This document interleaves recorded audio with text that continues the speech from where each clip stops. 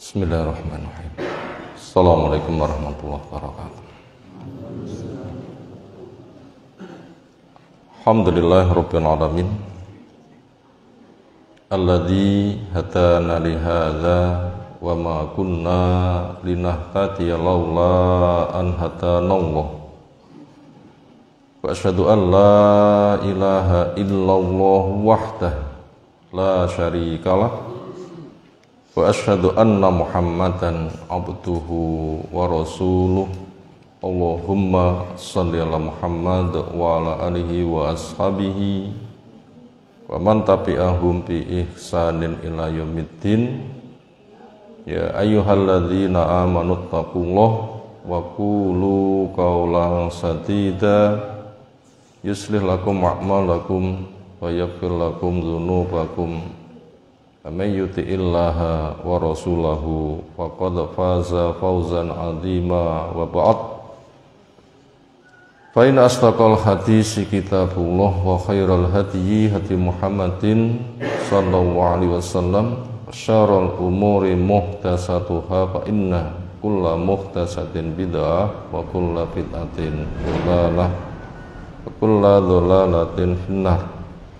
Ayyuhal ikhwah, azza subhanahu wa ta'ala, seolah kita masuk hadis yang ke-57 dari matan kitab Al-Jami' bab bagian akhir dari Kitabul Malam oleh Al-Hafidz Ibnu Hajar Al-Asqalani. Semoga Allah Ta'ala merahmatinya, menjaga kita semuanya.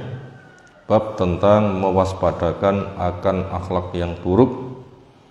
Jenis akhlak buruk yang kita kenal pagi hari ini adalah zalim. Artinya zalim itu apa? Ketika buruk jauhi. An Abi Dzarrin radhiyallahu anhu anin nabiyyi sallallahu alaihi wasallam fima yarwi an rabbihi qala, tentang hadis qudsi yang diriwayatkan dari Allah. Makna dari Allah, lafaz dari Nabi SAW, penyampaian tidak mutawatir di depan banyak orang 10 ke atas, tapi ketemu dengan siapa butuh disampaikan.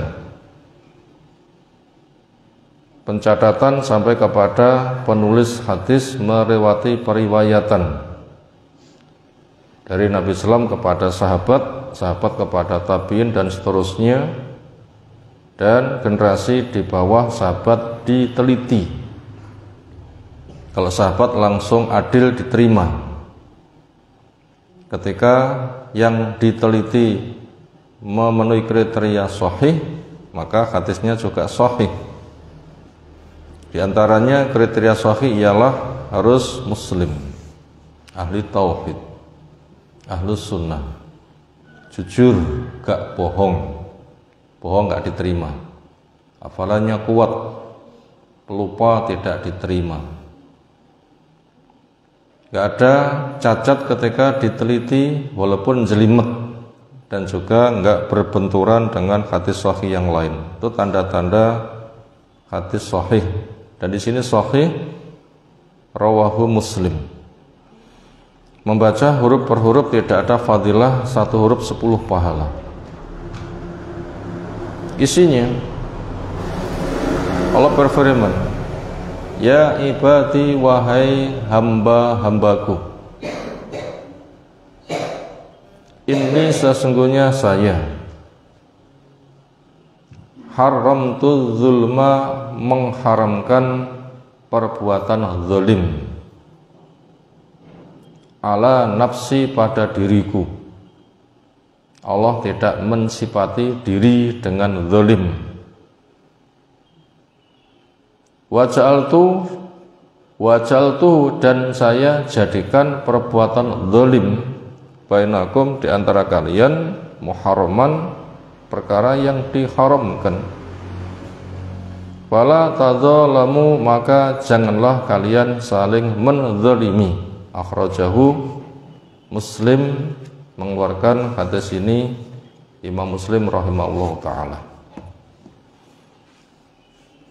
Ada kelanjutan, cuma di sini dinukil sebagian sesuai dengan tema yang dibahas. Apa pelajaran yang bisa kita ambil? Pertama, kita mengenal zalim secara bahasa. Arti bahasa zalim adalah gelap.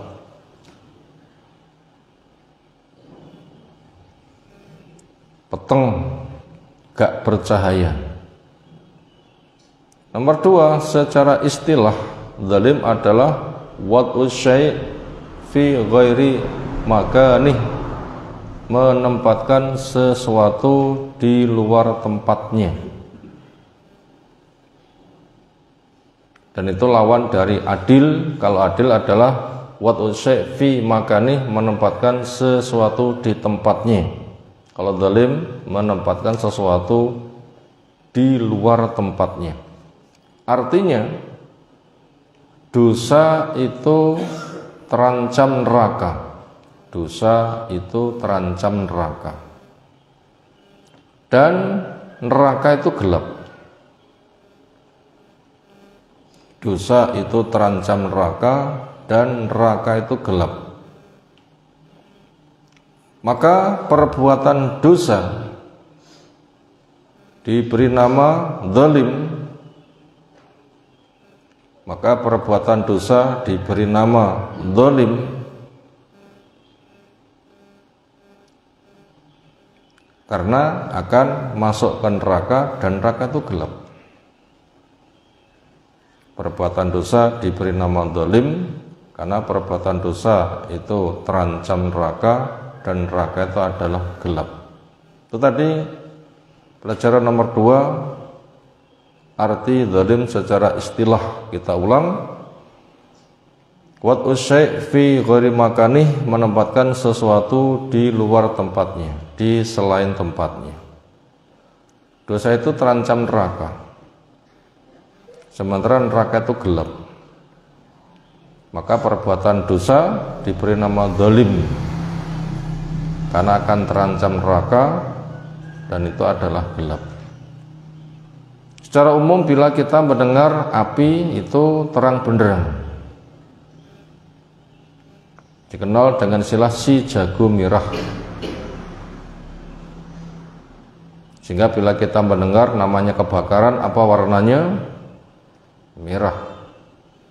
Di atas warna merah yang lebih panas biru, itu lebih panas lagi. Semisal kompor itu bila warnanya biru berarti nyalanya bagus. Nah, itu lebih panas daripada warna merah. Dan di atasnya lagi warnanya hitam. Maka neraka itu adalah hitam kelam. Dan semua orang nanti harus melintas di atas jahanam, di atas neraka. Wa im minkum illa warithuha kana ala rabbika hatman maqdiyah. Enggak ada satupun dari kamu kecuali wurud, melintas di atas jembatan. Cepat atau lambat, sukses atau akan kecebur, yang jelas semuanya harus melintas. Dan hal ini menjadi ketetapan Allah Rabbmu, sesuatu yang mesti terlaksana. Makanya kalau enggak mendapatkan cahaya, ya gelap gulita. Makanya butuh cahaya dan cepat sehingga nanti akan selamat. Semoga Allah selamatkan kita semuanya. Itu bila kita mendengar kata api itu merah, tapi neraka paling panas itu warnanya itu adalah hitam. Itulah lebih diantara alasan kenapa perbuatan zalim itu, kita ulang, perbuatan dosa diberi nama zalim karena terancam neraka dan neraka itu adalah gelap. Itu tadi pelajaran yang kedua. Pelajaran ketiga, zalim diistilahkan dengan wad'u syai' fi ghairi makani.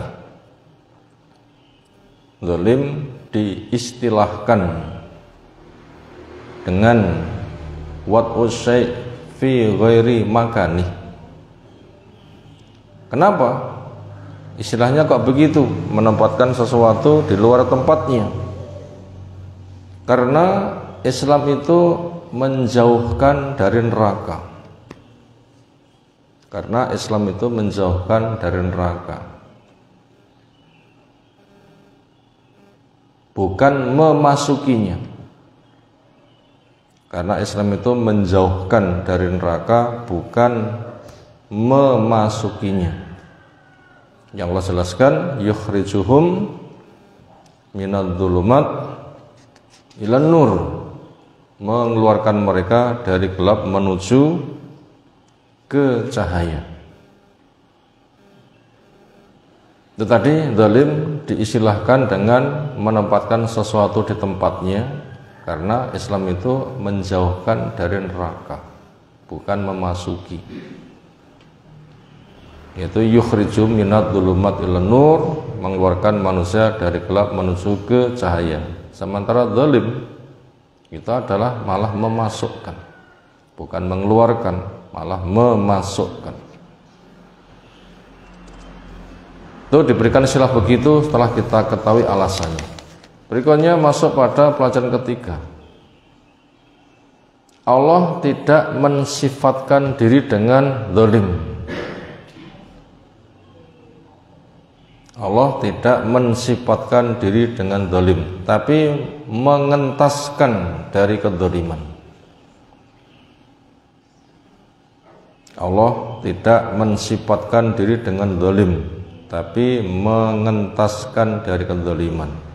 Sebagaimana Allah menjelaskan, Allahu waliyul ladzina amanu yukhrijum minadh-dhulumat ilan nur. Allah adalah walinya orang beriman, penolongnya orang beriman, yang mencintai kepada orang yang beriman. Orang beriman itu karena jadi wali-walinya.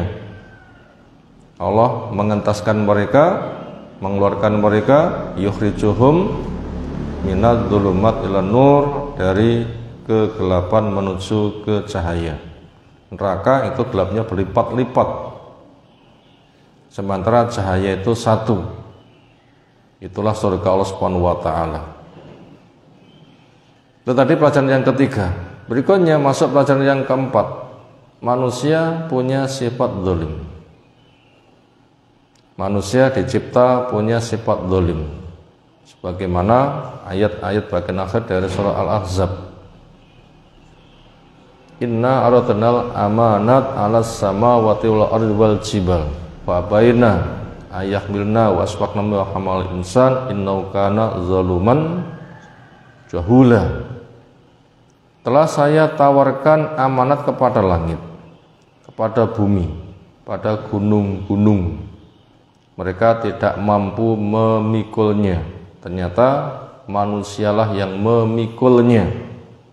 Allah menjelaskan sifat manusia, innahu kana zaluman jahula. Manusia itu zalim, banyak zalimnya. Jahul, banyak jahilnya.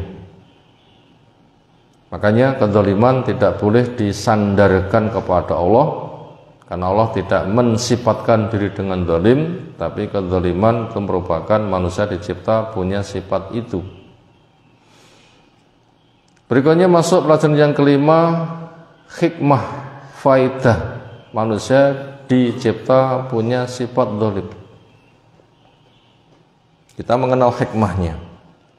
Manusia dicipta punya sifat zalim, yaitu sebagai media ujian dan perjuangan, dan menggiring agar menjadi orang yang terbaik. Setidaknya ada 3 faedah yang sempat kita angkat kali ini. Faedah, manusia dicipta punya sifat zalim. 1, sebagai media ujian. 2, sebagai media perjuangan. 3, sebagai media menggiring agar menjadi orang yang terbaik. Kenapa kita cerita hikmah, kita cerita faidah, fungsi kegunakan? Karena apa yang Allah ciptakan itu tidak ada yang sia-sia. Rabbana ma khalaqta hadza batila. Ya Allah, tidak ada sesuatu yang kau cipta sia-sia. Sampai manusia dicipta punya sifat zalim itu tidak ada yang sia-sia. Tugas kita adalah mengambil hikmah, faidah. Zalim itu kan nggak baik, tapi manusia kok dicipta punya sifat kezaliman. Hikmahnya apa? Sementara Allah itu tidak pernah menzalimi makhluk. Nah, karena semua ya Allah cipta itu ada hikmahnya, tugas kita menggali. Yang pertama sebagai media ujian, sebagaimana kita diuji marah, kita diuji hasad, kita diuji ada rasa lapar, ada rasa kenyang, kadang tawa, kadang tangis, kadang suka, kadang duka. Sifat manusia itu banyak, dan ternyata semua itu ada hikmahnya. Makanya dengan kita dicipta punya sifat zalim, itu hikmahnya sebagai media ujian. Bagaimana kamu mengenali kezaliman dan kamu menghindari. Nah, situlah kita sedang diuji. Zalim itu tidak boleh, kamu jangan saling menzalimi, sebab nanti akan terancam dosa dan itu neraka yang gelap. Makanya kamu jangan menzalimi, itu haram. Bila dizalimi juga jangan membalas dengan kezaliman. Apabila ada arahan seperti itu, orang itu bisa, berarti dia bisa dapat pahala dengan dirinya diuji ada sifat kezaliman. Yang kedua, hikmahnya sebagai perjuangan. Nanti akan berjuang. Sebagaimana orang itu berenang, di belakangnya ada buaya, berjuang enggak? Orang itu berenang, di belakangnya ada buaya, berjuang enggak? Berjuang apa? Renang secepat-cepatnya, kecepatannya lebih cepat daripada geraknya buaya, selamatkan nanti jadinya. Anggap saja zalim itu merupakan buaya, yang itu membahayakan. Jauhkan dari sifat zalim. Kenali, larilah, larilah, larilah. Makanya jangan menzalimi. Ketika dizalimi, jangan membalas dengan kezaliman. Ketika sedang dizalimi, supaya tidak membalas dengan kezaliman, anggap saja kamu sedang dikirimi hadiah. Selagi kamu bisa memaafkan. Nah, begitu. Itu merupakan perjuangan. Makanya manusia bisa isti'adzah, minta perlindungan kepada Allah untuk dijauhkan dari dosa-dosa, supaya kezaliman tidak berada pada dirinya. Itu nanti mendorong dia untuk berjuang. Lalu hikmah yang ketiga sebagai media menggiring manusia agar jadi orang baik. Karena jadi baik butuh mengenal kebaikan untuk diambil, butuh mengenal kesebalikannya untuk dihindari. Mengenal nikmatnya surga diambil, mengenal ngerinya neraka lari. Sehingga apabila orang itu mau seperti itu, akan digiring berlomba menjadi orang yang terbaik. Itu tadi beberapa faedah yang bisa kita ambil dari satu hadis tentang haramnya kezaliman. Insyaallah hadis yang lain kita kaji menyusul. Subhanakallahumma bihamdika asyhadu an la ilaha illa anta astaghfiruka wa atubu ilaik. Assalamualaikum warahmatullahi wabarakatuh.